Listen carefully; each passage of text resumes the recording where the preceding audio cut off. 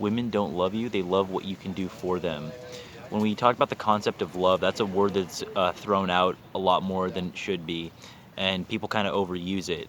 And when we talk about the relationships between men and women, it's like anything. It's like going to a business and buying something. You pay the business a certain amount of money and you get a product or a service. Relationships are like that. So people are looking for what they're getting out of a relationship. If you're not getting anything out of it, then you're not going to be in that relationship.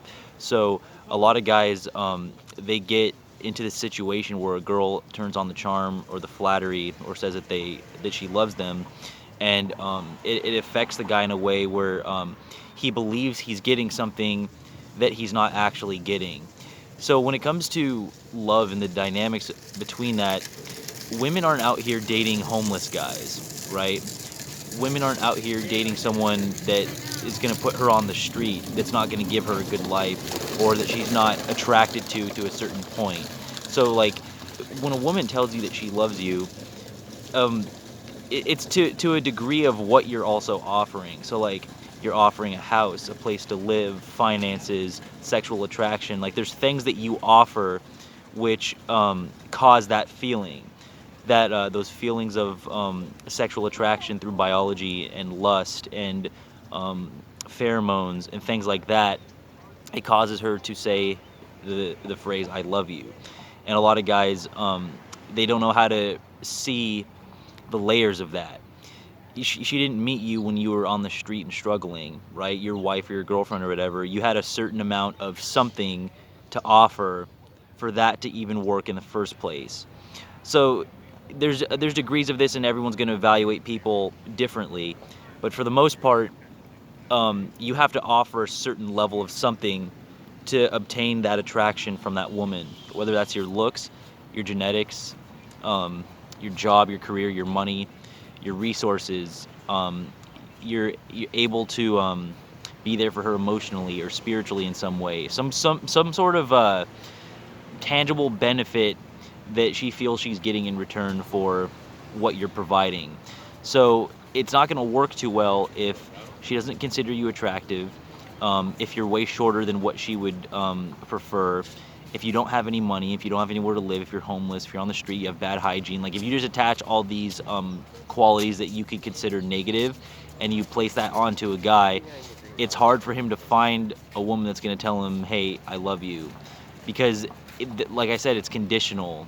There's a certain level of what he has to provide, a certain criteria he has to meet to even get those three words in the first place. So you just got to be careful with things that people say, because I notice this too. Like people throw that out all the time. Like it'll be like a boyfriend and a girlfriend, and they're in their 20s or something. They've known each other for a couple months, couple weeks, or they're just like they went to high school together or college, and then everyone's always like, "I love you," and they throw that out all the time. But it's like it's such a deep thing to say, but we throw it out as if it's just like nothing. Like it's just like the standard thing. Like, oh, if you haven't said it by this time in the relationship, is it gonna look weird to that person? Like if you date someone for 6 months and you haven't said I love you, does that make you look bad or not committed? But it's just like that's a deep thing to say, right? It's not just like uh, some thing to just throw out there, like for no reason, or just because there's like attraction there, like, oh, we're of similar body types and genetics, and so we match up well, physically, genetically, with pheromones, and we're just at like a similar time in our life, so we're just gonna say I love you. Just like you see these like high school and college relationships. So like you two just happen to go to the same school, and then you go to college. Your parents are likely paying for it, or you're taking out loans or something, but your parents are still helping, or your family's helping in some sort of way usually. So you're just kids at a time in your life where you're in the same school at the same time with each other, and you have like similar body types, similar interests. There's a similar level of attraction. So then you get into this relationship, and you just start using the words "I love you," and it's like you see this all the time. It's just like people don't think of the layers of that, or like what that means, or like understanding when you're meeting someone by convenience, or like just like you didn't like choose your upbringing in terms of like preschool through kindergarten, middle school, junior high, high school, college. yeah, you might have had your say as you got older, like what schools you go to, but in general, like you didn't choose the city you were born in, right? So like your track is already set up for you to a certain extent. So all these people that you're meeting along the way, um, it's just a byproduct of where your parents or your family placed you, right? You're not even conscious of like other parts of the world until you grow up until a certain point where you can see those things. So like me with my hometown in San Diego, I wasn't born in Michigan, so I don't know about the snow. I've been to the snow when I visited, but I don't know about the snow, right? I know the sun, I know the waves, I know the ocean, so that's just what I know. So when you're attaching a lot of your identity to things that you didn't even choose, it can cause problems down the road. So that's when going back to like telling someone I love you, how much is it something that's like something that you've really thought about deeply, and how much of it is just, oh, it's a person that you're attracted to, same place, same time. You might be getting to that point where like you're 25 to 35, so her biological clock is ticking, so you're just like, oh well, better find someone because like her time's running out, so you get with this relationship and then you say I love you, and it's just like a lot of it is just circumstance, it's conditional, it's timing. And like I said, like you can build yourself up to a certain point. So now at 26, I'm in a little bit better position in my life than I was at 18. When I was 18, I was led to believe that college was just like the route to go. And so I graduated high school, and it was like a college prep high school. And I didn't think anything of it. They pushed it, and people go. Therefore, I went. And then so I'm on this track as a kid, not really thinking about the world.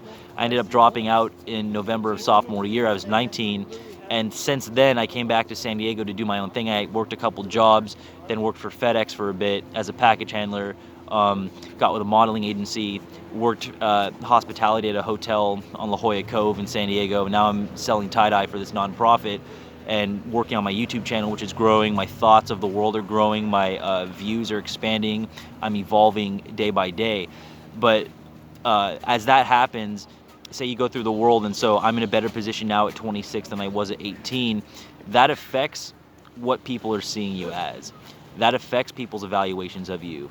So say I was homeless at 18, just an example, I wasn't, but say I was homeless at 18, and now like I'm on my feet at 26.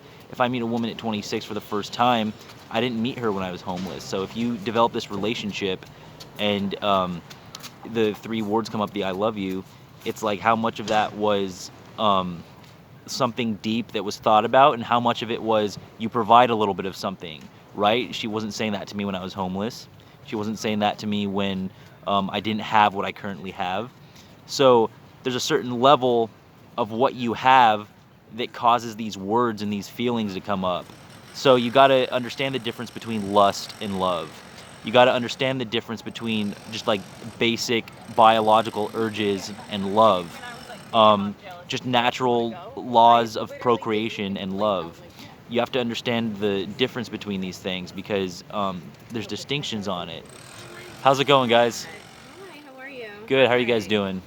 Good. This I is so cool. Yeah, I got kid sizes over here and adults on this side with the solid color shirts, short sleeve tie dye, long sleeve tie dye, Does the money hoodies. go back to anything or? Yeah, this is a nonprofit in San Diego Oh, called Spirit of the Environment. We fund 3 self-sustaining communities with this.